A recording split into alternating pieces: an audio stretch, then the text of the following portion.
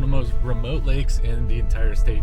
If you were to take a pin and put it in the middle of nowhere, the place that is the hardest to get to in the entire state, where there are basically no major roads around here and it takes hours and hours, no matter where you live, it takes hours to get here, that would be this place. The good news is that the fishing is always really, really good, and today we've got some awesome weather. This is how remote we are. There is no roads on this map. It's just this little creek, and then the map says there's nothing up here. That's how far out of the middle of nowhere we are here.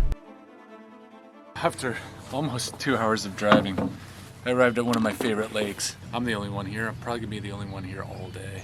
Because of its remoteness, it doesn't get near the pressure that other lakes do, which is really cool. You always want like an overcast day because that's when the mayflies pop off. You get a lot of midge activity, a lot of mayfly activity, and the fish are swimming like more towards the surface rather than when it's sunny. They're always deep, kind of more at the bottom. I feel so lucky that I can fish on a Monday. The best day I've had on this lake was 80 fish. It was phenomenal. Put in is always super awkward because this is how you put the boat in. You get the boat over here and then you get the trailer over here.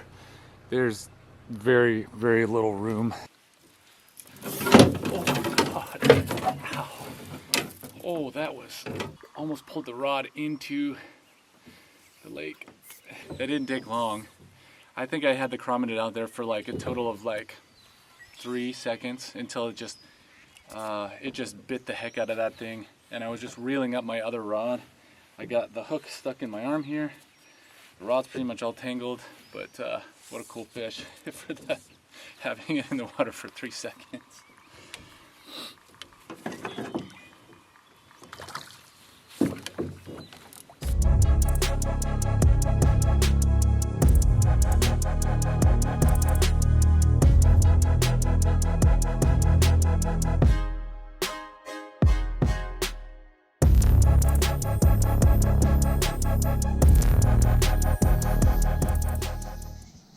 Oh, there's the world's smallest fish. Man, this is the tiniest. Oh, it's a little sunfish. That's why.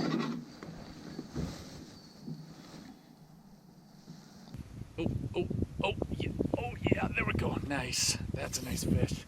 That's a little bit big. This is a bigger fish. Twitching it, and I could see it underneath the water. I could see him come up and take it, and he took it once. And then he came around again and just bam, inhaled that thing. What a cool fish. A little bit bigger of a size of fish. Let's get this guy in the net. That's a little bit nicer fish.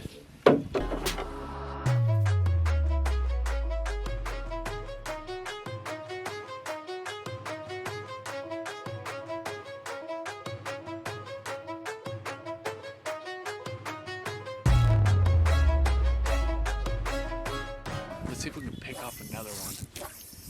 Oh, that's a much bigger fish. That's cool. I was just like twitching it, and I could see it underneath the water. I could see him come up and take it, and he took it once, and then he came around again and just bam, inhaled that thing. What a cool fish. Oh, that's a nice, a little bit bigger of a size of fish. Let's get this guy in the net. That's a little bit nicer fish. Oh, underneath the boat. That is so cool. That's the thing about this lake. I was fishing at a different lake, and the fish were just probably 10 times bigger than these fish. Honestly, they were just massive, just some hogs. And the difference between this lake and that lake is that these fish fight much harder. They're like jumping, they've got some life to them. Like this fish that I have here is not like the biggest fish in the world. It's like maybe like a 13-inch rainbow, maybe 12-inch rainbow, but it's fighting like 10 times more than those like bigger fish. So it's kind of interesting, lake to lake, the differences between the two. You know, man, just what a healthy fish.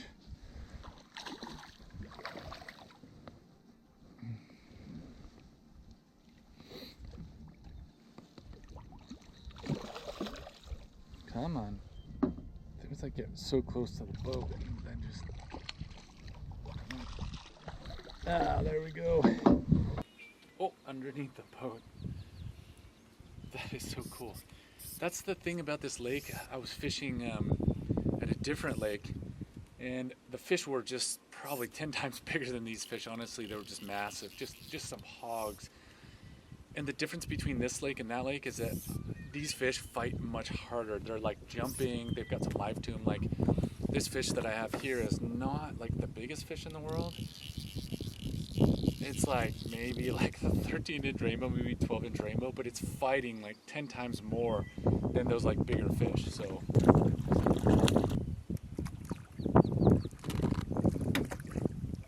was kind of crude. This lake is really interesting because it's very like intimate. It's very, very small. So like any little movement that you do, the entire lake, this isn't even a lake, by the way. A lot of times people say these are lakes, but to somebody like in Minnesota, this would be like a tiny, tiny little pond.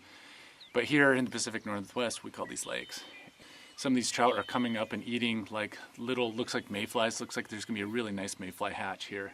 Blueing olive, maybe some PMDs today. It's early enough and warm enough that we could get into that. And so I know that they're feeding right below the surface. And as I was taking the boat, kind of sneaking in and out of these big log jams, I saw just a huge trout in there and put a fly right in front of him. He wasn't interested. But caught one on an emerger, so I'm gonna do, I have an emerger set up on one of the rods, and the other rod I'm gonna set up with a just a stagnant, bobber and chironomid pattern. So just one fly on there, and I'm gonna see which one of those works well. Both of these techniques, you don't know where the fish are, they're kind of scattered out, but one of the techniques, you just put your bobber out there and you just sit. A lot of people think that's really boring, but that's can be extremely productive. The other technique I'm going to do is just take an emerger and just cast it out and just slowly strip it back, because these fish are feeding on the surface right now. Number one, because of the clouds. Two, because of the mayflies coming off. And three is because I'm starting to see rings kind of pop up kind of all over the lake. So let's see if we can get one here.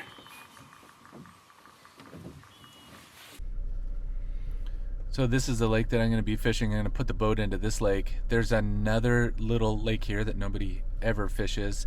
And then there's this little creek that kind of goes in there, and there's this lake right here that nobody fishes. You have to walk basically from the arrow all the way up here and kind of hike in there. I bet there are just tons of bass in there.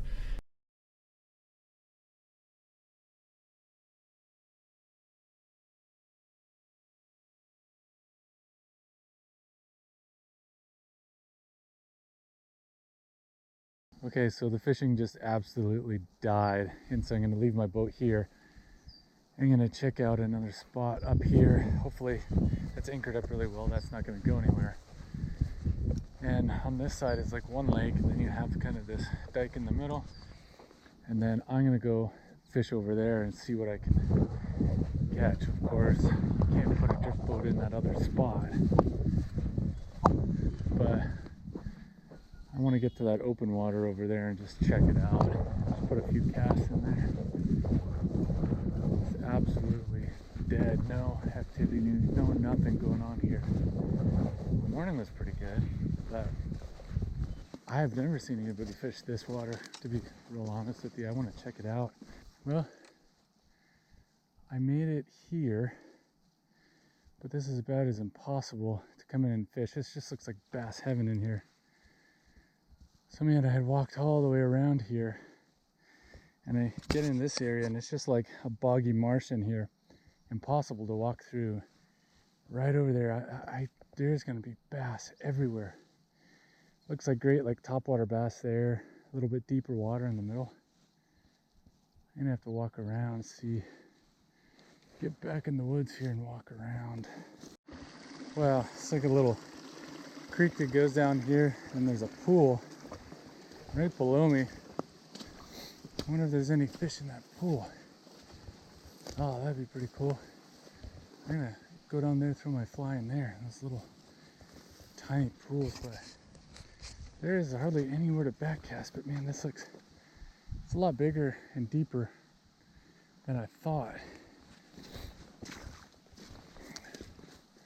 It's probably my only place that I can Oh, that is a lot deeper than I thought. So it just looks perfect in there. It just looks so bassy. Man, I come back here and just bass fish in the summer. It just looks perfect. Got lily pad structure. When we talk about bass habitat, this place has 10 times more places for bass to hide than the other places. And man, let's start fishing and see if I can catch anything.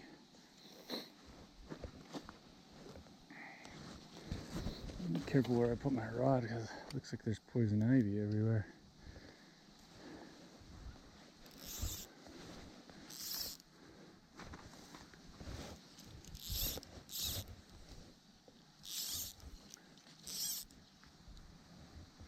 Oh, nice little roll cast right out there. Ah.